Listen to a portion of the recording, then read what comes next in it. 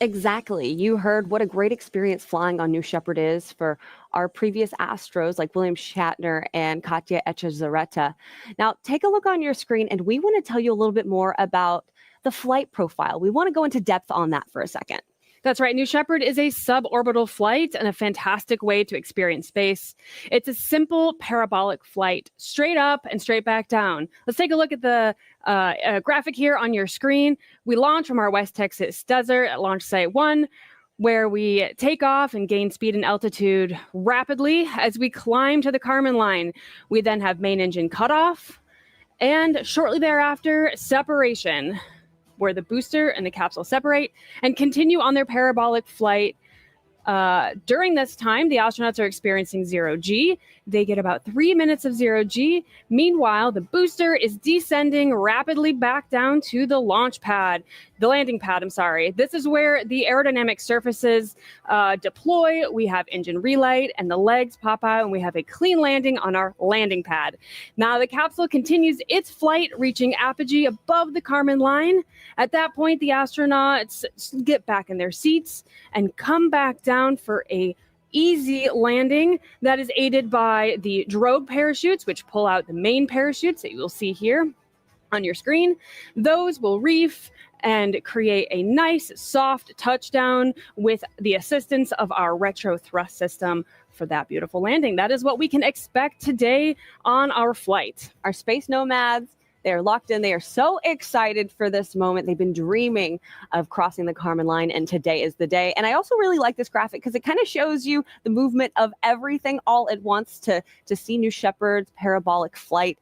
Now, after the Astros land, as I've kind of alluded to, we have something special for you. We're hoping to be chatting with a couple of our astronauts, including Clint Kelly III, going up for the second time today. What a special day it is for him. There it is, New Shepard on the pad out in West Texas. We're at about T-minus 3 minutes from launching this rocket, and this is pretty exciting stuff. This is my favorite time, really, as we inch closer, and all of the excitement really builds for our crew, who has been sitting in there for the past 20 minutes, and they're ready to go, and we are ready to go as well. Now, coming up in about 30 seconds is when we're going to see our bit checks, which are our built-in tests. Now, do you want to talk a little bit more about what they're going to see, Alice? Yeah, let's take a look here on your screen. We're looking at the vehicle. Those astronauts, like you said, are strapped in there. We are doing some of our final checks. We should see some of them on the screen here shortly. They will, some of them we can see, some of them we can't, but there are some automated test sequences that we are running as we prepare for liftoff today. You will see some aft fin checks. Those aft fins are at the base of the rocket. They help to steer the vehicle on ascent and on descent. We also typically see the engine nozzle gimbal sometimes. It's hard to see with the video, but we always run the engine nozzle gimbaling test. This helps maneuver the rocket and make sure everything's good to go. That's right. We're starting to hear more and more of mission control. 1 minute, 50 seconds. There we go. They're going to be chiming in throughout the flight all morning, keeping us updated on what's happening with NS-36. A beautiful drone shot. Cutting away there is the capsule. Looks like the gantry-way has retracted. This is the moment, T-minus 1.5 minutes. Right now, we're also keeping an eye on the pressure and temperatures in the propellant tanks. We know that both need to stay in the green zone of the variables. Executing aft bit test. Ooh. There you are. You can see the fins kind of at the bottom of the rocket, bottom of your screen. Vehicle is now on internal power. There you go. You can see the fins a little bit closer up there, wiggle, and then recenter. It is all very normal. You can see right at the bottom with keen eye, the engine nozzle gimbal that I mentioned earlier. That's actually the first time I've been able to see it. Yeah, right at the bottom. That's really cool. Again, all very normal. Those are our built-in checks. We are inching closer, just under a minute to flight. Flight pressures.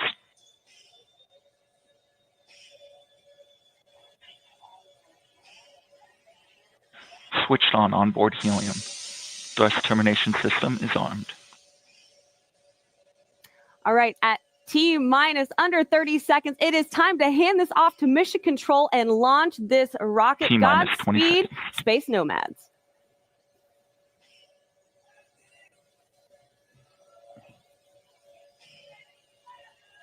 10, 9, 8, 7, 6, 5, 4. Command engine start. 2, 1.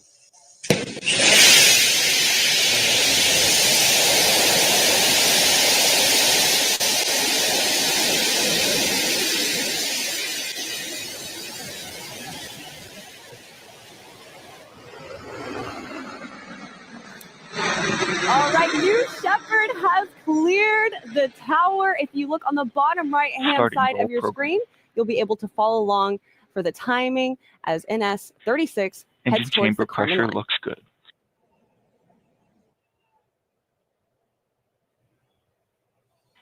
"10,000 feet and climbing.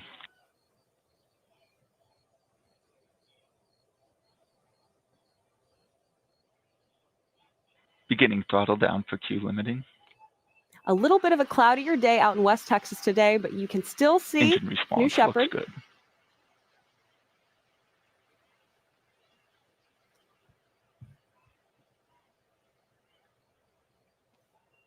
Max Q, maximum dynamic pressure.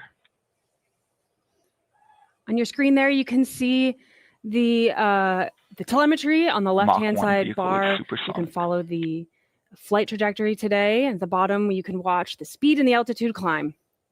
Engine back up to full throttle. That BE3 all the way at full throttle. Chamber pressure looking good.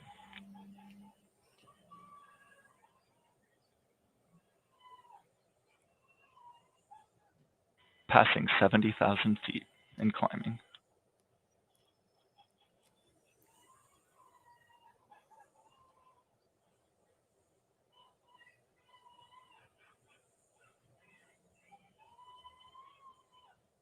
Now, as you see on your screen, if it does go black and white, we're using infrared imaging to see through the clouds. But right there, that is a shot from the booster looking back Astronauts down on West experiencing Texas. Max ascent Gs. Beginning throttle down, standby MECO. Standing by. MECO. Stand by, MECO. We hear some happy astronauts.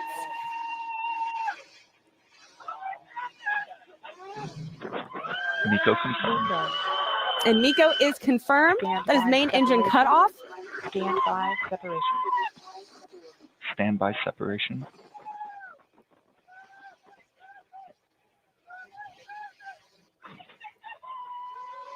Separation confirmed. Separation is confirmed. There you have it. Separation is confirmed. Our astronauts are experiencing 0 Gs. As you can see, now we have 2 bars for tracking our 2 vehicles. We've got the booster on the left and the capsule on the right as they both continue their ascent to their apogee.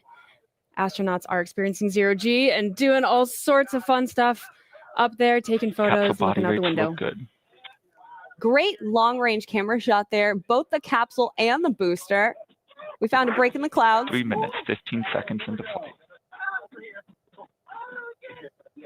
Man, they are having a good time up there, aren't they? Yeah. Wow.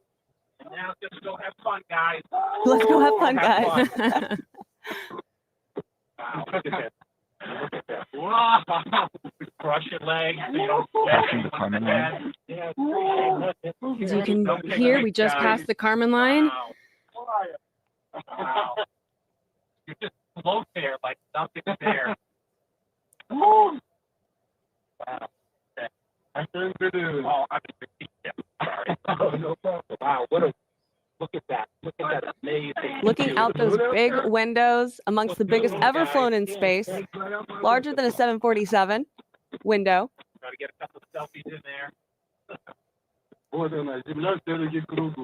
Capsule has reached apogee 350,438 feet. Wow, you're staring down to the earth. Apogee is reached, which means they are making their way back down towards West Texas. The booster will land first, about 2 miles from the launch site on our landing pad. 4 minutes, 30 seconds into flight.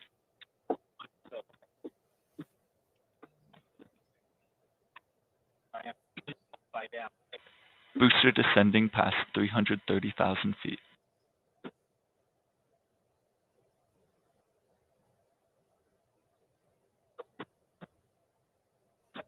Now those astronauts are probably making their way slowly back to their seat to get strapped 1 minute in. Warning. 1 minute Capsule body warning. rate's nominal. Yep, we just heard their 1 minute warning. That's right. We're T+5 minutes into NS-36, our 15th human flight. We're hearing a little bit from inside the capsule. Our Astro soaking up every second. Astronauts returning to seats.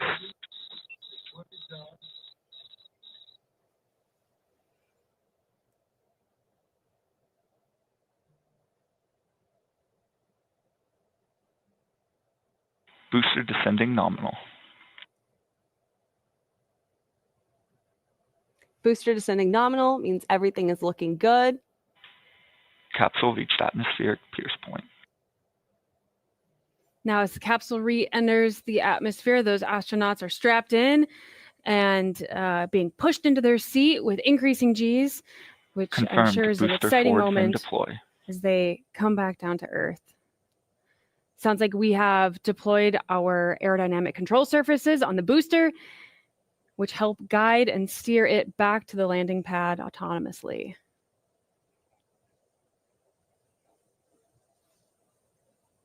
Astronauts experiencing max Gs.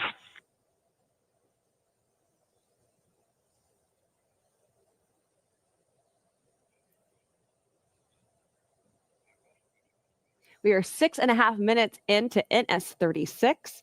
You're looking at a camera from New Shepard's booster back down to West Texas as it makes its way to the landing pad. A little bit of cloud cover today out in West Texas. Booster drag brakes deployed. Just about to hit 10,000 feet. Approaching engine restart.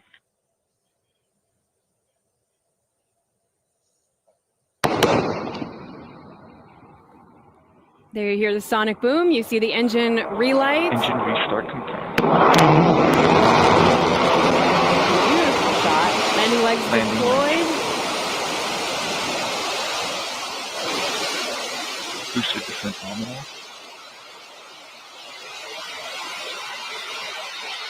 Booster touchdown. And we have booster touchdown. Great Welcome shot. home, New Shepard booster. Starting booster auto-safing.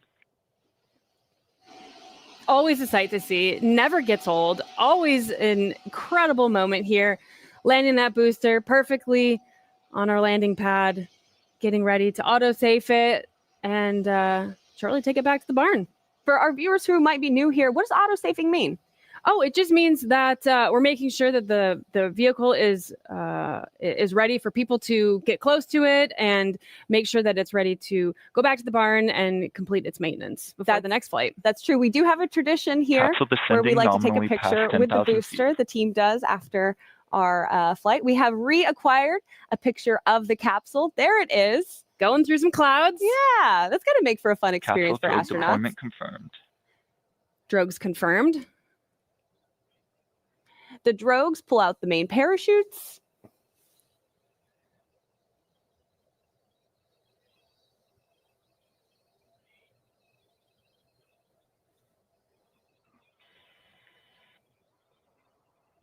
Capsule main parachute deployment confirmed. And there you have it. Beautiful All three parachutes. reefing, looking beautiful against a Confirmed capsule cloudy mains West look Texas good. sky. Capsule landing zone is within expected range limits. I love those drone shots. Now, while the parachutes are essential in providing a gentle touchdown, we also have a retro thrust system on the base of the capsule, which will make the final touchdown even smoother. You'll expect to see Capsule a little poof descending of nominally dust past as we 1,500 land. That feet. is all very, very normal. That's right. It slows the capsule to about 1 mile per hour just before it lands in the West Texas desert. Just about to reach 1,000 feet. Look how green that West Texas desert is. It must have Yeah. been raining there I was recently. just about to say. 9.5 minutes into TDS flight. enabled.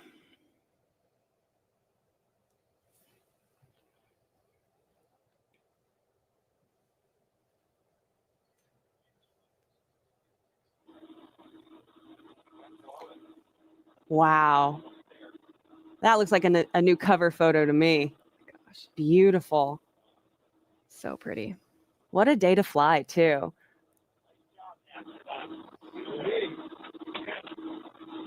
Getting a little audio from our astronauts. Stand by Approaching touchdown. retro thrust Stand by touchdown.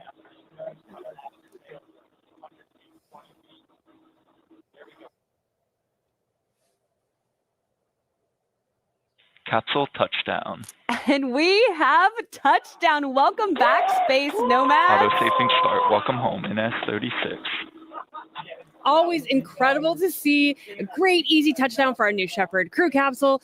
Now, our capsule recovery team is currently en route to meet the astronauts in the capsule. They're going to safe the capsule and get ready to open that hatch. Now, safing the capsule essentially means they're making sure everything is good to go, that the parachutes are safe and no one's going to trip over anything, making sure everything is electrically grounded and so forth. So things to do with the capsule, and CM7 will arrive shortly as well to check on everyone inside the vehicle. And on top of all that, we get to hear from the astronauts themselves here in just a little while, so stick around.